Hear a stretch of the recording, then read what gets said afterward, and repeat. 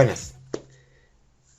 Vamos a culminar nuestras diferentes sesiones tocando uno de los diferentes componentes, en este caso de los últimos programas que tenemos ya estructurados, en este caso relacionados con los sistemas, ¿no? que ya estamos detallando, ¿no? En este caso con las infraestructuras de disposición final y sistemas de tratamiento de residuos sólidos, ¿no?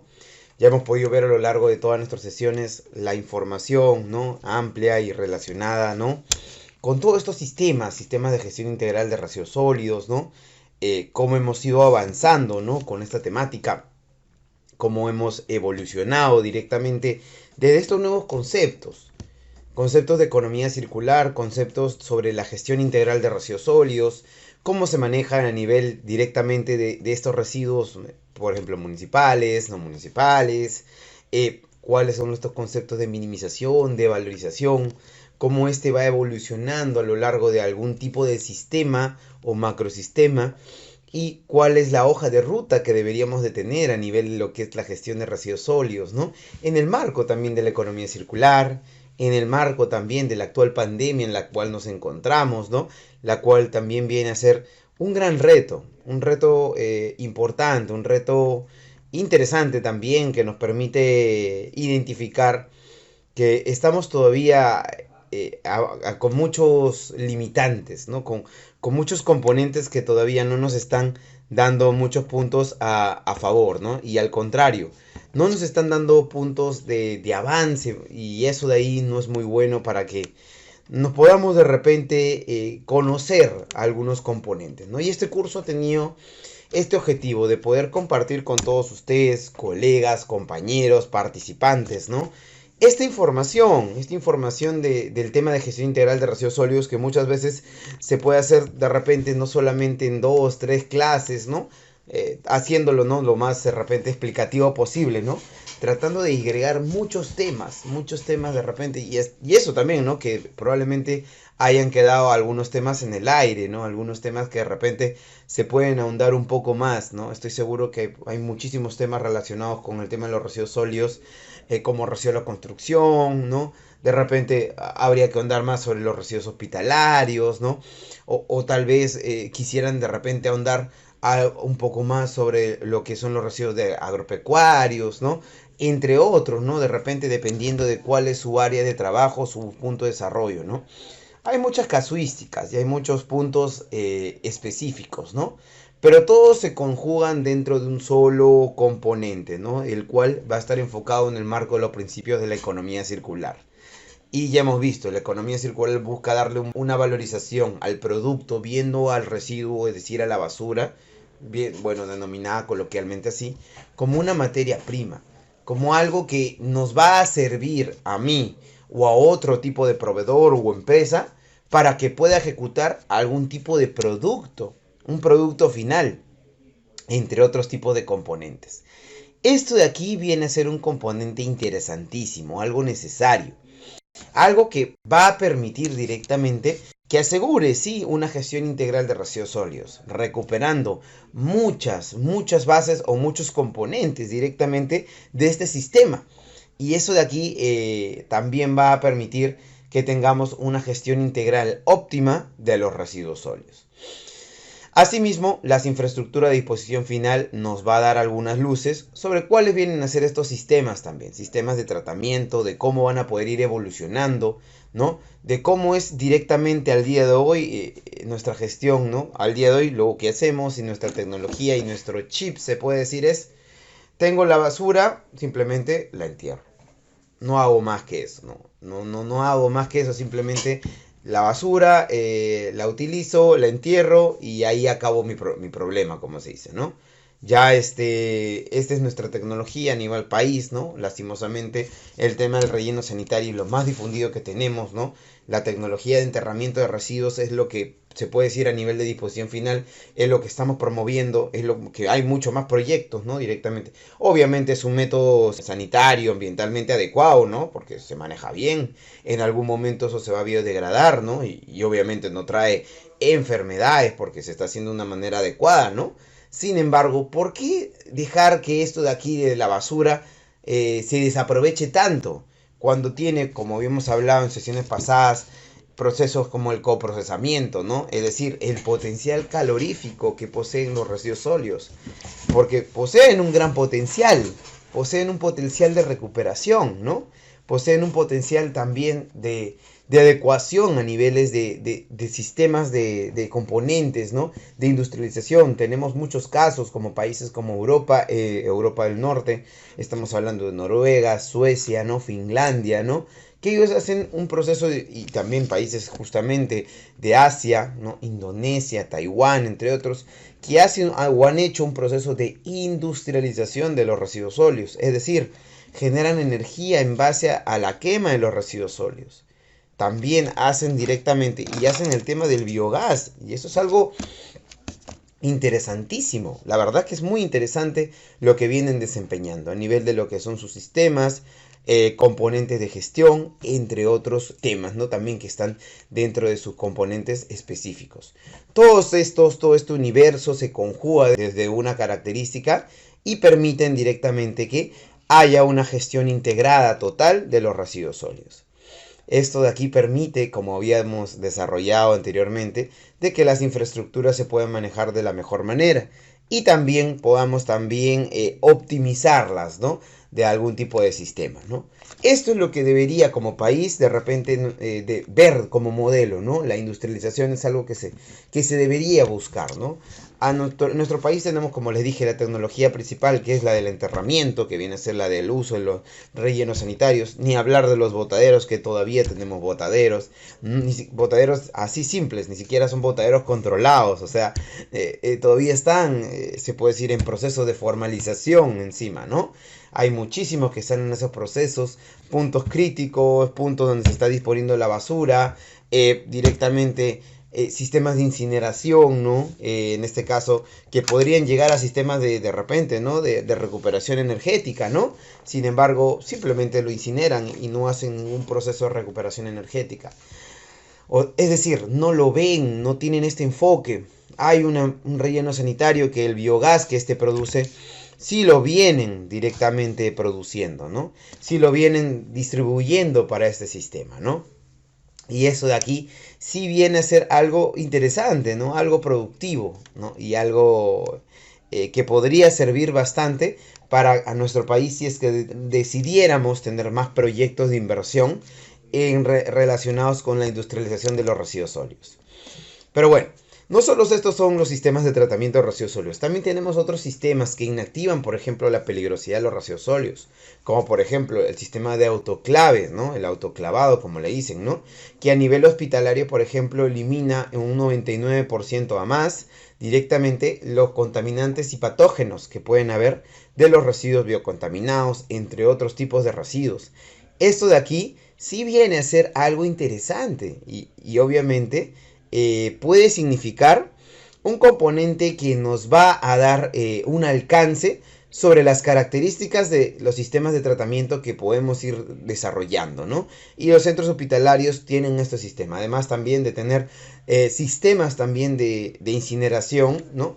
Antipirolíticos, algunos ya cuentan con esta tecnología, es decir, cuando uno hace una combustión normal directamente, viene siendo un sistema de combustión o una combustión en su mayoría incompleta, con una llama que es de color en su mayoría rojiza, más que azul, rojiza.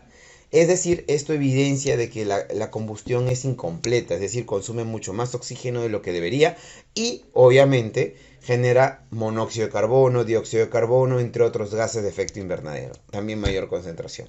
¿Qué pasaría si tuviese una combustión completa? No generaría gases de efecto invernadero. Por eso, lograr esa combustión completa también no es algo fácil, ¿correcto? Es un concepto químico que habría que estar muy familiarizado con ello, pero hay sistemas que sí cuentan con esta tecnología y sí logran dicho tipo de componente, este sistema antipirolítico. Y con ello sí podría estructurarse directamente que los residuos sólidos sí pudiesen, ¿no? Llegar a estos niveles óptimos de desarrollo para las infraestructuras directamente de disposición final. Asimismo, vamos a poder desarrollar directamente algunos nuevos componentes, ¿correcto? Para lo que son los sistemas también y el desarrollo óptimo, ¿no? Directamente de cuáles vienen a ser algunos nuevos componentes, ¿no? Que van a poder desarrollarse. Y la tecnología que le digo es la que más se deberían de replicar, pero obviamente son las más costosas, ¿no? Porque necesitan mayor mantenimiento, mayor equipamiento, tecnología, insumos, entre otros. ¿Sí? Muy bien. A partir de aquí vamos a tener algunos tipos de características, ¿no? Porque tenemos directamente algunas normativas, ¿no? Que nos establecen directamente ciertos tipos de protocolos y recomendaciones para poder manejar nuestros residuos sólidos y obviamente para poder establecer algunos lineamientos específicos más en esta emergencia sanitaria y obviamente después vamos a poder verificarlo de cómo se pueden plantear estas estrategias para la mejora continua, para la optimización de lo que es la gestión de estos residuos sólidos y el manejo sea el más óptimo adecuado y obviamente no contamine a la salud de las personas. Según la resolución ministerial 099-2020 MINAN, tenemos 5 puntos. En este caso, los puntos 1, 2, 3, 4 y 5, ¿correcto? Tenemos los puntos de orientaciones generales, el punto de protocolo para el manejo de residuos sólidos en la fuente de generación, el protocolo para el barrido de calles y limpieza de espacios públicos, ¿no? El protocolo para el manejo de residuos sólidos durante la recolección y el transporte, el protocolo para el manejo de residuos sólidos durante la disposición final, entre otros, ¿no? Directamente planteados dentro de esta resolución ministerial. Lo que más nos interesa, o de repente en este punto vamos a poder tocar, son las recomendaciones planteadas dentro para el manejo de residuos sólidos durante la emergencia sanitaria por el COVID-19 y el estado de emergencia nacional, tanto en domicilios, centro de aislamiento temporal de personas, centros de abasto, bodegas, locales de comercio interno, oficinas administrativas y sedes públicas y privadas, y para operaciones y procesos de residuos sólidos. Todo eso realmente va a ser una suma de actividades que nos va a permitir directamente establecer algunos tipos de sistemas o caminos específicos directamente para establecer un correcto manejo. Como pueden ver en la imagen, el personal o la persona que está distribuyendo o sacando el residuo sólido no lo ha sacado a la totalidad, la bolsa no está llena a la totalidad, probablemente esté al 3/4 partes, más a ello está utilizando unos equipos de protección personal, es muy recomendable obviamente, ¿no? Después obviamente esos guantes deberían desecharse, ¿no? Directamente. Muy aparte de la mascarilla sí es de uso obligatorio, como bien dice la norma y también por nuestra salud, por la coyuntura que vivimos. Y después el personal de limpieza pública lo recolecta y con mucha seguridad lo estaría derivando lo que es al vehículo compactador, ¿no? En este caso para su recolección sin ningún tipo de inconveniente. A partir de ahí vamos a tener algunos aspectos preliminares, ¿no? Y habría que explicar para el sistema, como estamos hablando en una sesión donde estamos hablando qué tratamientos le damos a nuestros residuos sólidos o qué alcance le estamos dando, habría que hablar, ¿no? Estos aspectos preliminares. Directamente de cómo vamos a ejecutar, ¿no? Estas actividades, ¿no? De recuperación, ¿no? Estas actividades de disposición directamente de nuestros residuos sólidos, más que nada en viviendas. A nivel doméstico directamente, si es que no tenemos el famoso alcohol de 96 o de 70, ¿no? Como parte de nuestros componentes, lo que deberíamos utilizar es nuestra lejía, ¿no? Directamente, 1 litro de solución de lejía al 0,1% directamente. Es lo mismo a 20 mililitros de lejía comercial, este que encuentran en la calle, ¿no? Al 5%, que en su mayoría. A eso, bueno, o si queremos tener 1 litro de solución de lejía pura para poder desinfectar, utilizamos estos 20 mililitros de lejía comercial, ¿no? Que generalmente lo podemos sacar con la tapita que este tiene, ¿no? Que tiene un valor de medición. Y si no, utilizar un gotero u otro componente. Más 980 mililitros de agua, es decir, casi 1 litro de agua, ¿no? Con ello, directamente hacemos una solución completa para poder rociar no solamente el tema de la basura, sino también zapatos, ¿no? Obviamente la ropa, eso no debería ir, ¿no? Pero sí algunos otros componentes resistentes que sí pueden estar en gran contacto con, en este caso, cuando uno salga, ¿no? Y obviamente es un mecanismo de prevención importante. Obviamente, al día de hoy, más que estos tipos de... obviamente el tema de realizar el procedimiento, ¿no? De llenarlo de alcohol, lejía, ¿no? Nuestros residuos. Muy aparte de eso, también la salud de las personas es muy importante, ¿no? El tema de la vacunación, EPPs, entre otros, ¿no? Eso también muy, muy importante, eso es inherente, ¿no? Directamente. De ahí se tiene un distanciamiento social de 1.5 metros, ¿no? Directamente a un nivel general, ¿no? Y 2.30 metros a nivel de los comedores, ¿correcto? A nivel comercial tenemos un litro de solución de lejía, que viene a ser 1% más o menos, que viene a ser, como mencioné, 200 mililitros.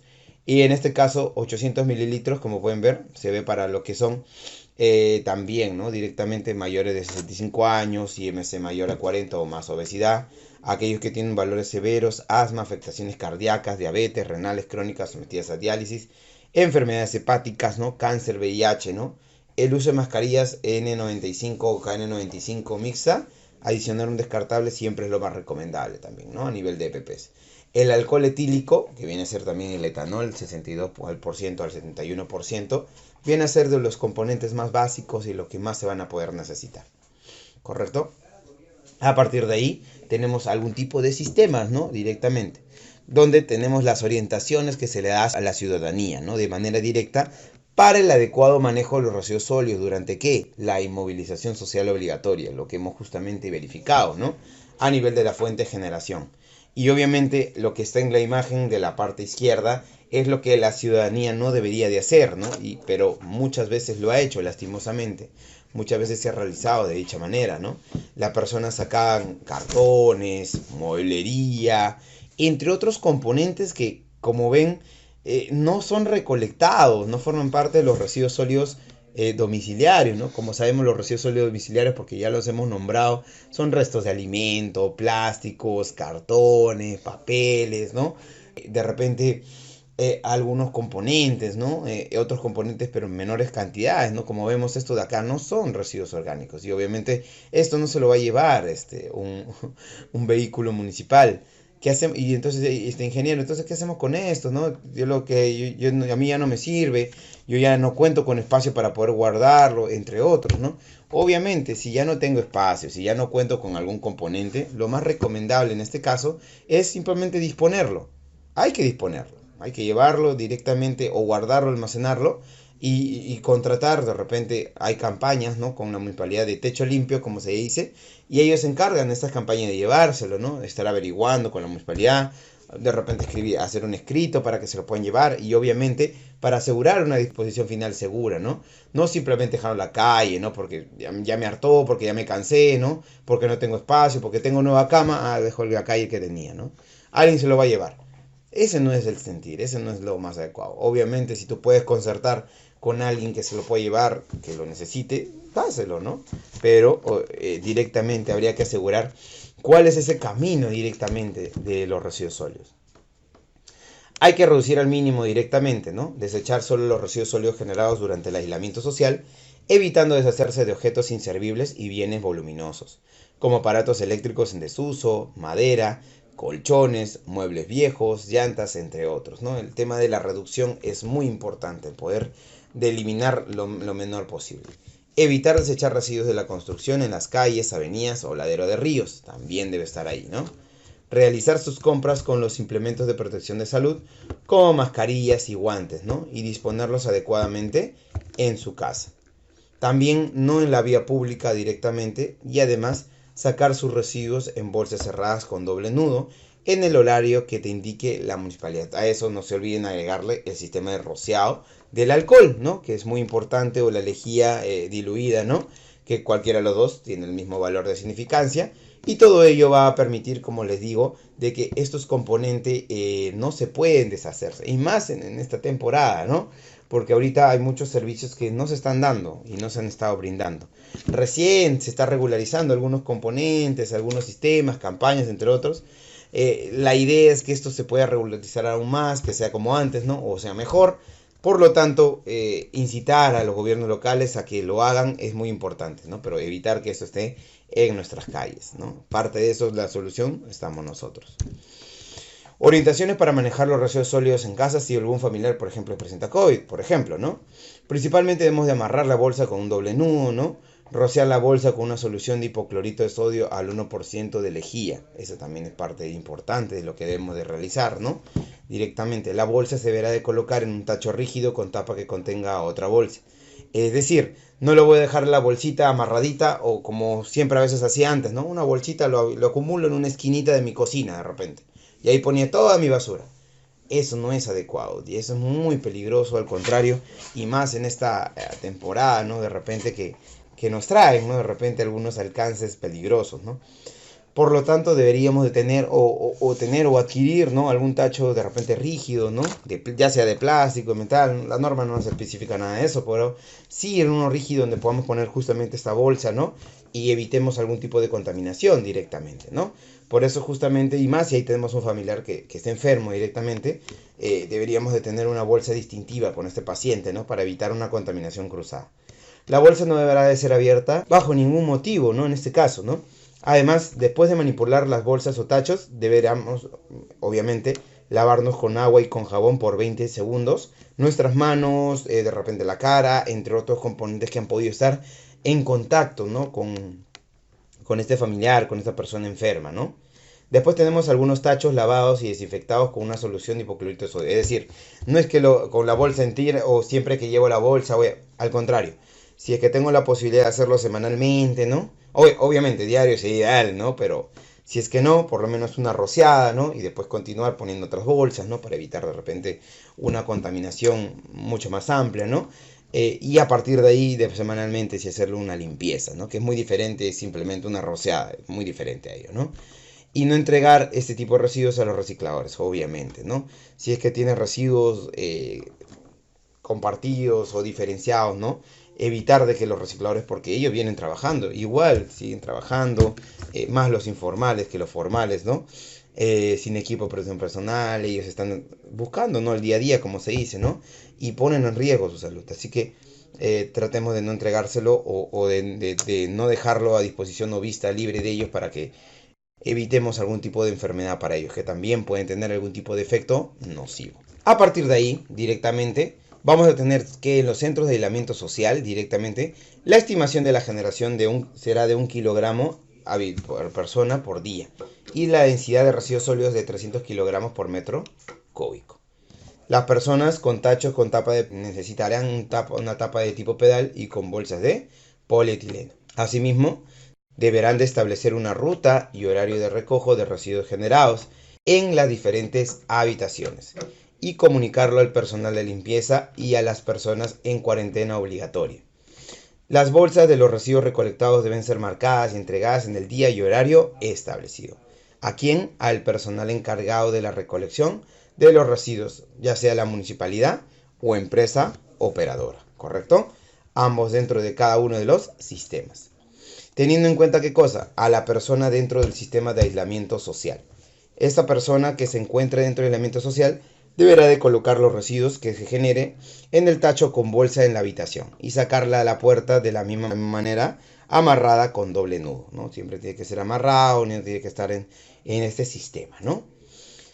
Y también deberá de estar en los centros de aislamiento social el personal limpieza que debería de hacer, ¿no? En este caso, mínimo necesario y no formar parte del grupo de riesgo, ¿no? Obviamente, si es que tienes una edad avanzada, entre otros, no podrías formar parte de estas personas que están encargadas, ¿no? No es por de repente limitar el derecho al trabajo, no es por de repente limitar de repente la experiencia, ¿no? Al contrario, ¿no? Se hace por un tema de prevención, por un tema de prevención a nivel de salud principalmente, ¿no? Y eso de acá es muy importante que podamos hacer esa diferenciación. Contar con los equipos de protección personal adecuados, lo cual lo entrega el centro de aislamiento social, y al recoger los residuos se deberá de mantener su distancia de 2 metros de la persona en cuarentena obligatoria. Además, se recogerá las bolsas cerradas de residuos sólidos en cada habitación, ubicadas en las puertas de las habitaciones, y se dejará una nueva bolsa. Las bolsas de residuos deberán ser rociadas con una solución de hipoclorito de sodio, es decir, lejía, diluida al 1%. Los tachos también deberán de ser desinfectados posteriormente a las bolsas recogidas y deben de colocarse en una segunda bolsa, amarrarla con un doble nudo para su traslado al área de almacenamiento temporal. Culminado el proceso, deberá de lavarse las manos con agua y jabón por 20 segundos. De no contar con agua, se deberá utilizar alcohol en gel al 70%. Esa es una de las características que se debe contar si en el caso no tuvieses dicho componente. ¿Correcto? A partir de ahí, los comerciantes, como pueden ver, deberán de utilizar ¿qué cosa? Mascarillas y guantes, ¿no? Ahorita lo utilizarán, muchas veces no se ve, ya no se ve. Mascarillas sí, pero guantes no, probablemente les es incómodo, de repente están generando más residuos, ¿no? También es una disyuntiva, ¿no? Porque se generan más residuos. En este caso habría que evaluarlo, ¿no? A fin de prevenir la propagación del virus. Colocar sus residuos en los tachos de sus puestos con capacidad entre 20 y 50 litros, con tapa tipo vaivén o accionada con pedal, y con bolsa de polietileno de la misma capacidad que el recipiente. Una vez que la bolsa esté hasta 3/4 partes de su capacidad, deben amarrarlas con un doble nudo. En la zona exterior al puesto deben de rociar las bolsas de los residuos, así como los recipientes con una solución de hipoclorito de sodio, es decir, lejía, diluida al 1%. Posteriormente la bolsa se debe de trasladar a un lugar de almacenamiento temporal establecido por el mercado, ¿no? Que también debe estar dentro del componente, dentro del área, ¿no? Directamente en donde se va a ejecutar las actividades y también dentro de su sistema de gestión, ¿correcto? Durante el manejo de residuos sólidos deben de utilizar mascarillas y algunos guantes que también puedan, en este caso, evitar una contaminación cruzada. Obviamente, esas mascarillas, esos guantes tienen que ser desechables, ¿no? Sin embargo, muchos a veces se lo guardan o lo reutilizan, ¿no? Ah, ya todavía lo voy a utilizar un par de veces más. No, hay que desecharlos, ¿no? No hay que guardarnos algún componente por un tema de ahorro directamente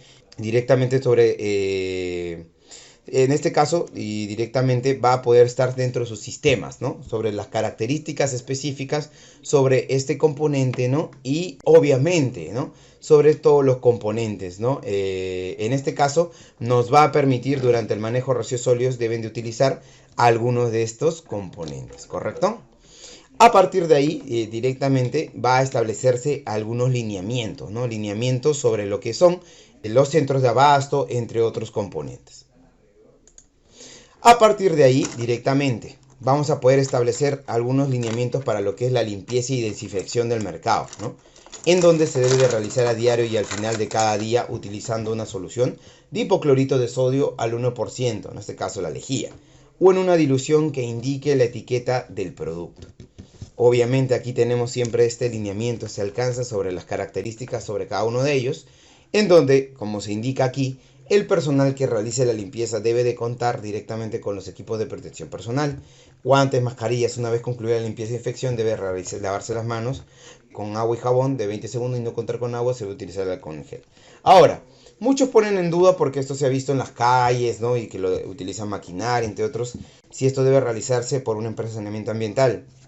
La verdad, según la normativa, justamente de la normativa de la 022-2001 SA, lo que habla de las empresas de saneamiento ambiental, sí, debe de hacerse con una empresa, en este caso de saneamiento ambiental, ¿correcto? Sí tiene que ejecutarse de dicha manera.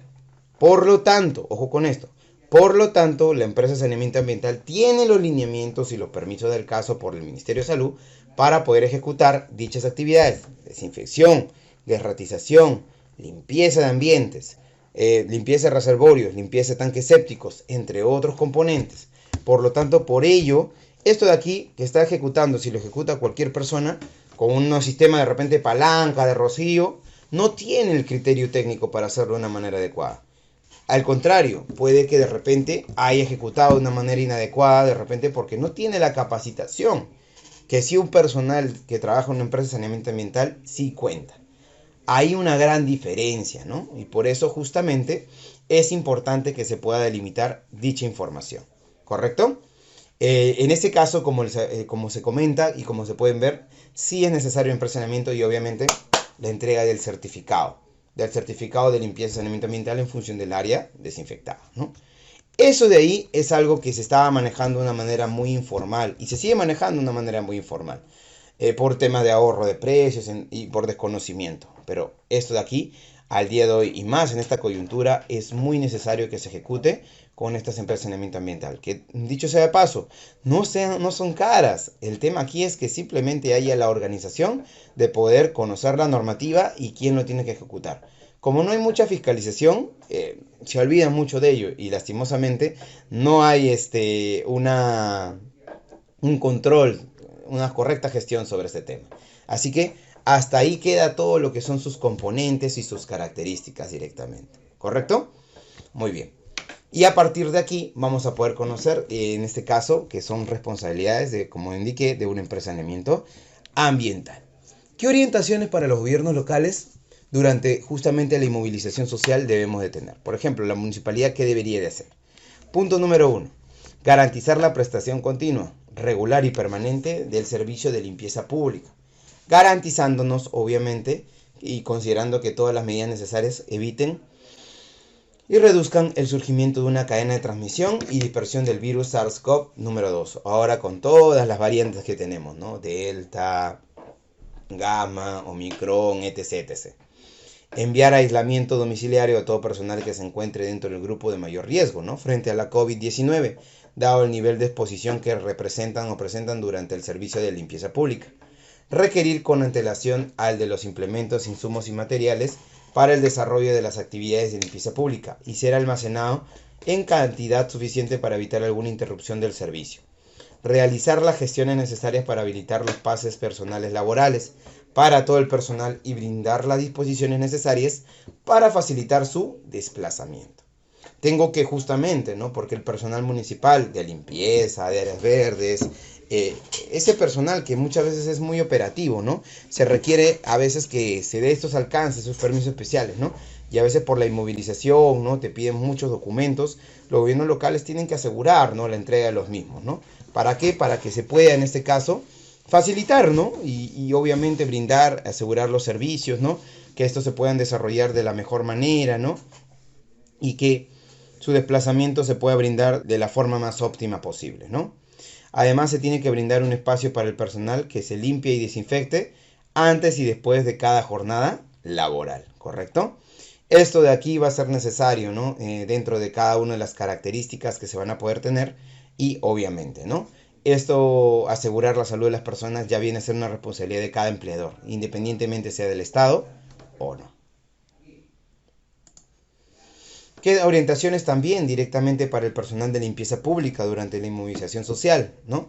Por ejemplo, usar en todo momento sus equipos de protección personal, por ejemplo, lentes de seguridad, mascarillas, guantes, entre otros. Nada de que la mascarilla me incomode y lo pongo debajo de la nariz, ¿no? Mientras barro, ¿no? Pero acá no hay gente, voy barriendo. No, nada de ello, hay que utilizarlo siempre, cubriendo, doble mascarilla.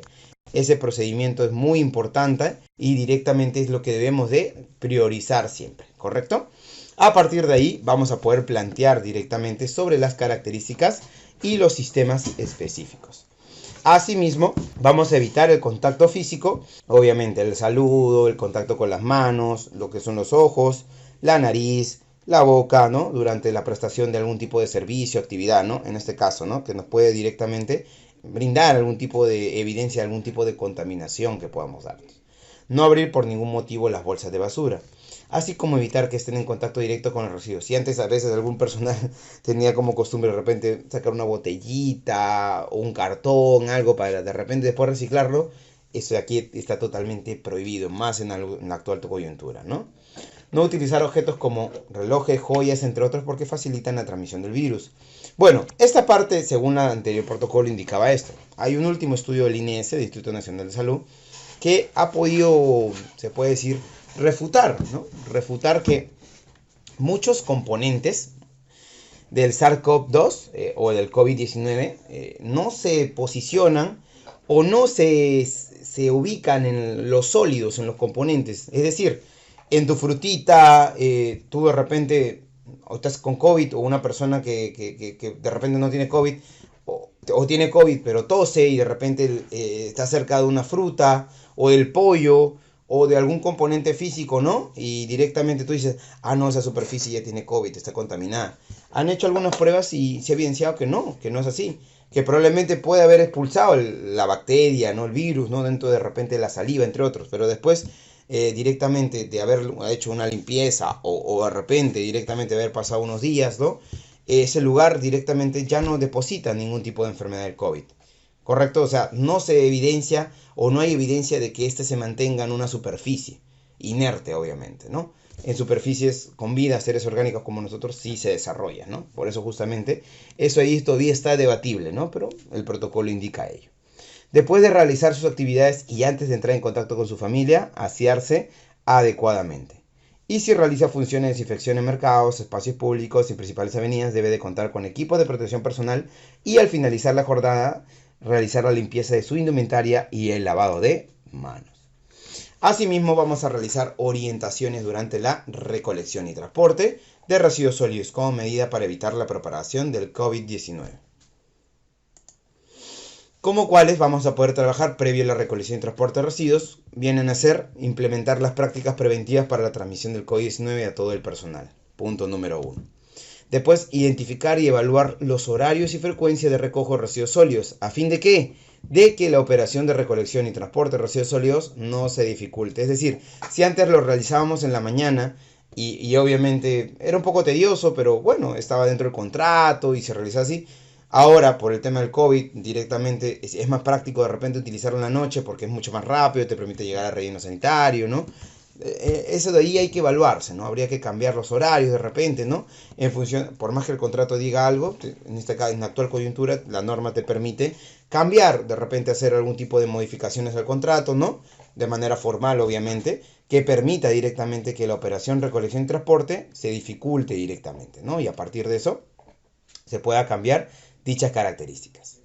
Después de ello, se tiene que designar a un responsable para la dotación de los equipos de protección personal y su recambio cuando sea necesario.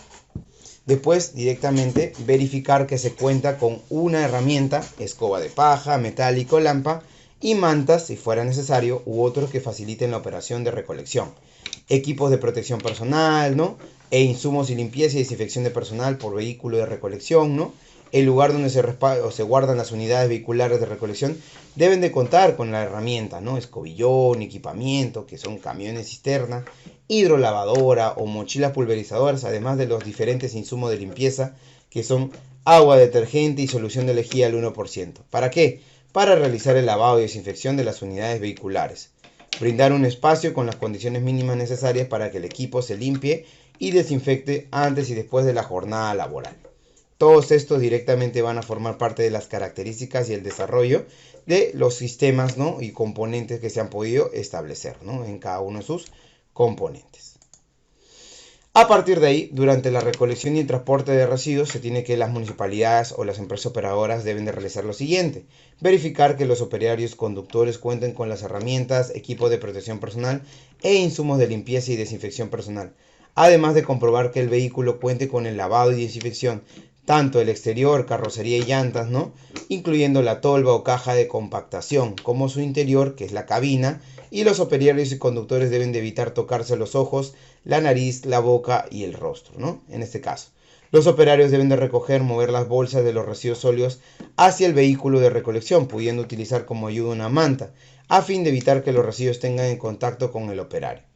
Asimismo, se debe de minimizar la generación de polvo alrededor del residuo o suelo contiguo, y deben de abstenerse en todo momento de abrir o romper la bolsa con el fin de prevenir la dispersión del virus por aerosoles. En caso de contar con un vehículo de compactación, se deben de reducir al máximo las compactaciones, dado que éste pueden generar aerosoles y fluidos con presencia del virus. Antes de subir a la cabina del vehículo, los operarios deben de aplicarse los insumos de limpieza y desinfección del personal en los guantes, pero para no favorecer el surgimiento de una cadena de transmisión. Todo ello va de la mano con parte de la limpieza y desinfección en el proceso de recolección y transporte, ¿no?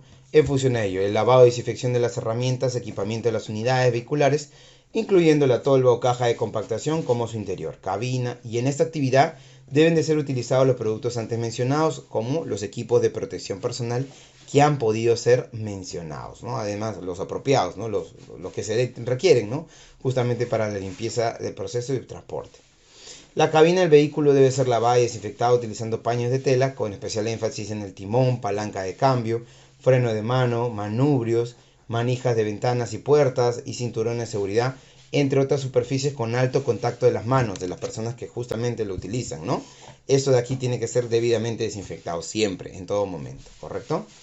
Deben depositar los equipos de protección personal en un solo uso en una sola bolsa de plástico y amarrarlas con un doble nudo, rociadas con una solución de lejía al 1%. Realizar la higiene de manos con agua y jabón. De no contar con agua, se deberá utilizar el alcohol al 70% y se sugiere incluir los antebrazos, ¿correcto? Los trabajadores deben de tomarse una ducha, además del cambio de indumentaria laboral, el uso de ropa limpia que cada día incluye el calzado limpio y cerrado, ¿correcto? Dentro de las características. A partir de ahí se tiene un sistema para la gestión de residuos sólidos. Como pueden ver, los residuos sólidos deben ser manejados a través de un sistema que incluya, según corresponda, las siguientes operaciones o procesos. minimización de residuos, la segregación en la fuente, reaprovechamiento y almacenamiento, recolección y transporte, en este caso comercialización, transferencia, tratamiento y disposición final. ¿Por qué los dos últimos en rojo? Normalmente los dos últimos van en rojo porque son los puntos que vamos a dar énfasis ahora, ¿no? En tratamiento y disposición final, ¿no? Que es lo que vamos a directamente detallar y ampliar para poder ver cuáles son estos alcances, ¿no? Y cuáles son estos sistemas, ¿no? Para poder asegurar una disposición final segura para la gestión integral de los residuos sólidos. En este caso, según la clasificación que vamos a tener para los efectos de los residuos sólidos, vamos a tener, recordando un poquito porque esto ya lo conocemos, ¿no? Ya forma parte de las nociones que ya tenemos. Residuo domiciliario, comercial y limpieza de espacios públicos es conocido como municipales, que son no peligrosos en su mayoría. Ya sabemos que hay algunos peligrosos, ¿no? Pero están incluidos dentro de ellos, ¿no? Y residuos, establecimientos de salud, industriales, construcción, agropecuario, de actividades especiales, vienen a ser algunos de gestión no municipal. De ahí tenemos los residuos de características peligrosos y no peligrosos. A partir de aquí, vamos a tener que empresas para el manejo de residuos sólidos van a dedicarse a algunas actividades, ¿no? Principalmente ahora EORS, ¿no? Para el tratamiento y disposición final, o reaprovechamiento dependiendo de las actividades que podamos ejecutar. Estos ciclos de manejo se dan en función de ¿qué? De la generación y sea un almacenamiento, en función de lo que son la limpieza de algunos espacios públicos, ¿no? Para ello se da la recolección y transporte con el personal de limpieza, con los debido equipo de protección personal, ahora con las características de la actual coyuntura, ¿no? Que tenemos, que ya hemos detallado cuáles son. Después se da una transferencia, ¿no? A la disposición final de relleno sanitario, ¿no? Y después se da un tratamiento, ¿no? Tratamiento y un reaprovechamiento de los residuos directamente en cada uno de esos puntos. ¿Correcto? A partir de aquí directamente se da una generación, un almacenamiento y un acondicionamiento para la recolección y transporte. Directamente de todos ellos. Tratamiento, disposición final y por último llevas a un relleno de seguridad, aquellos que son no peligrosos dependiendo, ¿no? O un relleno sanitario dependiendo también, ¿no? Porque los rellenos de seguridad, los residuos no peligrosos del sector no municipal los recepciona. También los recepciona si es que cuenta con celdas para ellos. Si no, solamente los peligrosos. Tratamiento de residuos sólidos, ¿no? Es cualquier proceso o método técnica que permita modificar la característica física, química o biológica del residuo sólido. ¿A fin de qué? De reducir, en este caso, o eliminar directamente el potencial de peligro de causar daños a la salud del ambiente, ya sea como menciona, ¿no? Físico, químico, biológico. Biológico generalmente hablamos cuando hay un tema de enfermedades, ¿no? Principalmente.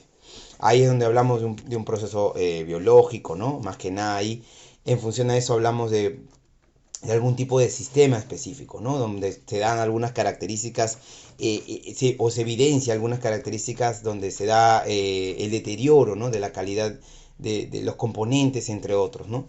Después, directamente el método físico también, donde se puede ver la evidencia, ¿no? Donde se está deteriorando cada uno de los sistemas, ¿no?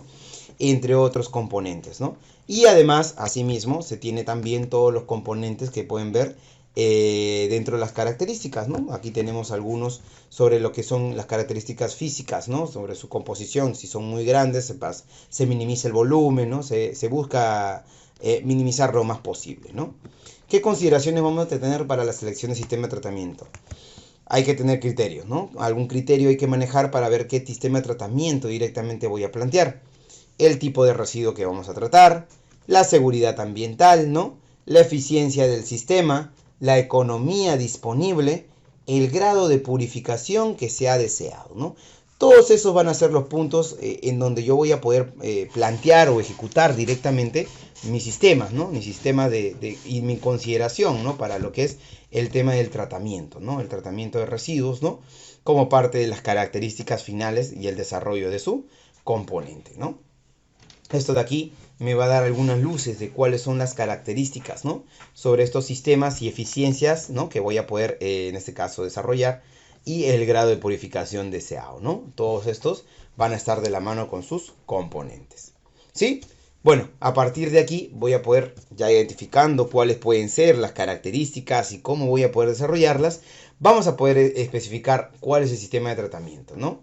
En este caso, según la normativa, voy a poder plantear aquellos tratamientos físico-químicos, de estabilización, solidificación, ¿no?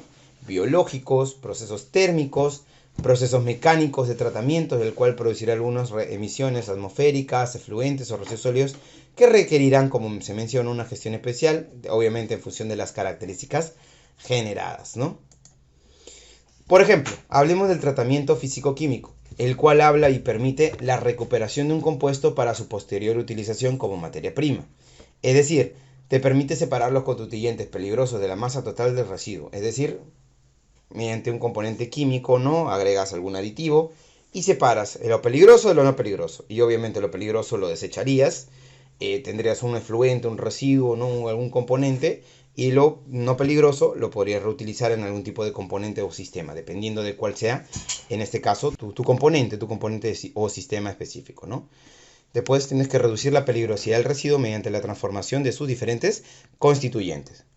Después de ello, vamos a poder realizar la transformación del residuo en un material que cumpla con las condiciones para ingresar a otro sistema de tratamiento o al sistema de disposición final, ¿no? Directamente forma parte de sus componentes y entre otras características. También con ello vamos a tener el tratamiento físico, ¿no? Ya sea por filtración, ¿no? Ya sea por separación por gravedad, ¿no? Ya sea la sedimentación, la centrifugación, la floculación, la flotación, entre otros, ¿no? Dependiendo de cuáles son las características específicas de cada uno de ellos. Después de ello vamos a tener la evaporización, ¿no? Donde vamos a tener cada uno de sus sistemas y cómo va a ir evolucionando sus componentes, ¿no? Después de ello la destilación, ¿no? Entre otros tipos de características sobre sus sistemas, ¿no? De tratamiento. Después el de arrastre con aire o vapor, ¿no? Después el de adsorción con carbón, ¿no? En este caso.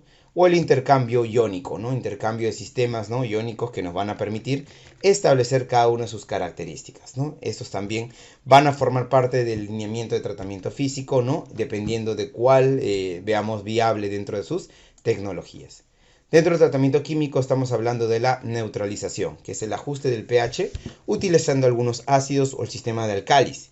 La precipitación agregando aniones, ¿no? La oxidación-reducción, método redox, ¿no? También denominado así, modificando la toxicidad y la descomposición por oxidación, ¿no? También vamos a poder utilizar la solidificación o encapsulamiento, ¿no? Para movilizar contaminantes que permite justamente la integración de los residuos peligrosos y obtener un material sólido de alta capacidad estructural, es decir, podemos utilizarlo para la construcción. Incrementa la dureza, reduce la compresibilidad y disminuye la permeabilidad, ¿correcto? Se da un encapsulamiento y confinamiento de las diferentes pilas. Las pilas acopiadas son encapsuladas en bolsas de polietileno de alta densidad, en las que previamente fue añadido el respectivo agente químico estabilizador, que neutraliza, inhibe y secuestra, obviamente como se menciona, y el más utilizado es el hidróxido de calcio. Luego se sella térmicamente y se introduce nuevamente otra bolsa de polietileno, agregando, en este caso para cubrir totalmente la bolsa para prevenir alguna fuga del lixiviado proveniente de las pilas, el termosellado en este caso. Una vez encapsulado adecuadamente, por ejemplo, en el caso de las pilas, se procede a un confinamiento final en bloques de cemento cuyo producto final son bancas, base de poste de luz, losa deportiva y testigos para limitar parques. Como pueden ver, acá se ha utilizado para un poste, por ejemplo, de luz de un parque, ¿no? O sea, se utiliza directamente para algunos componentes específicos, para algunos componentes primarios interesantes, ¿no? Que nos van a permitir dar algunos lineamientos, ¿no? Lineamientos interesantes, ¿no?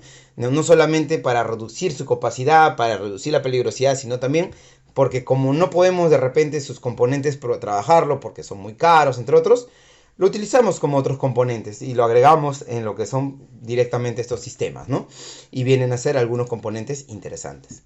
Se da para el tema de estabilización, proceso por el cual se dan reacciones químicas que fijan los compuestos tóxicos en polímeros impermeables o en cristales estables, ¿no? Como se menciona. Mejora las características de los residuos, disminuye el área superficial por el cual se transfieren algunos contaminantes, reduce la solubilidad de los contaminantes, se reduce la toxicidad de estos contaminantes, ¿no?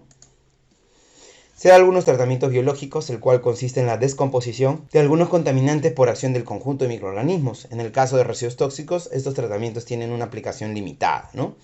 Por la sensibilidad de los microorganismos de sustancias tóxicas, es decir, proceso de compostaje, humo, desinfección, biometanización, el metano, entre otros, ¿no? El compost ya lo conocemos, ¿no? Como un mejorador de suelo obtenido de manera natural por descomposición aeróbica de residuos orgánicos, ¿no? Como restos vegetales de animales, excremento de purinas, y se tienen en cuenta condiciones de mezcla correcta de carbono, nitrógeno, oxígeno, como el control de temperatura, pH y humedad, ¿correcto? Todos directamente pueden utilizarse restos de alimentos, estiércol, hojas frescas, cabello, ¿no? Hilos, leñas, ¿no? Entre otros componentes.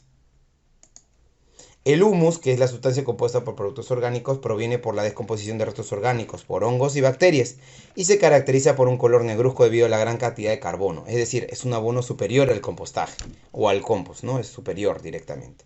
Se utiliza o se tiene mediante el proceso de la lombricultura generalmente, ¿no? Se obtiene después el compostaje, le agregas un proceso de lombricultura y ahí obtienes el humus. Generalmente ese es el proceso de obtención.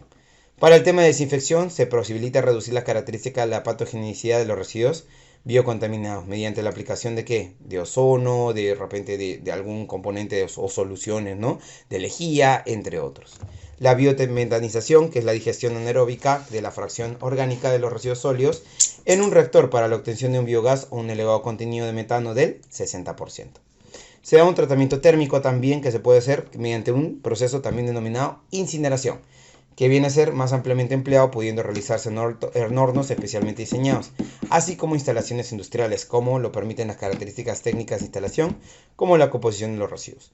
La incineración a altas temperaturas, el coprocesamiento en hornos de cementos que se realizan bastante, la incineración en calderas industriales, ¿correcto?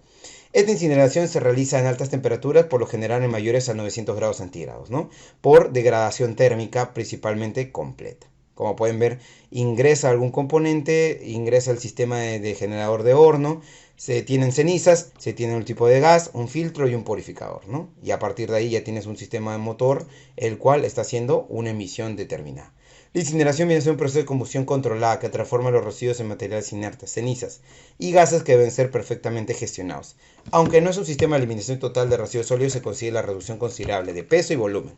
Es una solución a nivel del peso-volumen, ¿no? Volumen principalmente, pero no a nivel de contaminación ambiental. Para que la combustión sea completa y evitar problemas con la contaminación atmosférica, perdón, se deben de controlar los siguientes factores. Tiempo de resistencia de los residuos en contacto con el oxígeno dentro de la cámara de incineración, turbulencia, que es el grado de mezcla y la temperatura, relación de las cantidades de oxígeno y residuos que se mezclan, que viene a ser la estequiometría de combustión, en este caso incineradores, por ejemplo dice que no, de repente no es lo más recomendable. La incineración es un proceso que requiere diversas etapas, entre las cuales se encuentran preparación de residuos peligrosos, ingresa al incinerador, combustión, postcombustión, tratamiento en seco y la disposición final, ¿no? La incineración de los residuos biocontaminados, a veces se realizan, ¿no? Directamente como parte de sus procesos, y hay muchas empresas en nuestro país que lo ejecutan, tienen registro solo para los biocontaminados, reducción de volumen, ¿no? Directamente. Obviamente tienen características directamente aprobadas, un instrumento de gestión ambiental y un registro. Tratamiento mecánico biológico, separación por tamaño, por forma de densidad, por metales y manual de recuperables. Se tiene un diagrama de flujo para la planta MBT, ¿no? El material de demolición y escombros de 50 toneladas, ¿no? Residuo biodegradable de 409 y biodegradable 541. Se da una cobertura en cada uno de sus sistemas, ¿no? Y cada uno de ellos se dispone de un relleno sanitario. Otros tratamientos térmicos, tenemos el pirólisis en altas temperaturas y en ausencia de oxígeno, tecnologías de arcoplasma, residuos con gas energizado a temperatura de 3000 grados a 15000 grados centígrados, imagínense, es muy carísimo esa tecnología. Oxidación en sal fundida, la cual es sin llama con temperaturas de 1500 a 2000 grados centígrados. El proceso pirolítico, que es el proceso térmico con déficit de oxígeno, transformados los materiales orgánicos peligrosos en componentes gaseosos que se condensan formando un compuesto de alquitrán y aceite, además de generar un residuo sólido de carbón fijo, carbón activado, y se realiza la degradación térmica incompleta. Es decir, se tiene un biocarbón, un carbón activado, que se puede utilizar para abonamiento, para otros usos, y aparte, los gases que se generan no tienen ningún tipo de gas de efecto invernadero. Solamente es vapor de agua, probablemente, o en su defecto también tiene, en este caso, pequeñas trazas de CO2, pero no más. Tecnologías de arcoplasma, que es volatilización y posterior combustión de residuo por contacto con un gas energizado. En este caso, principalmente es utilizado para residuos de alto contenido de cloro, pesticidas, PCB, dioxinas y furanos. Oxidación de sal fundida, principalmente oxidación sin llama, desarrollada a temperaturas de 1500 a 2000 grados centígrados, donde las sustancias orgánicas son oxidadas por el oxígeno en una cámara de reacción, donde se encuentra sal alcalina fundida. ¿Qué problemas ambientales nos traen estos procesos de la incineración?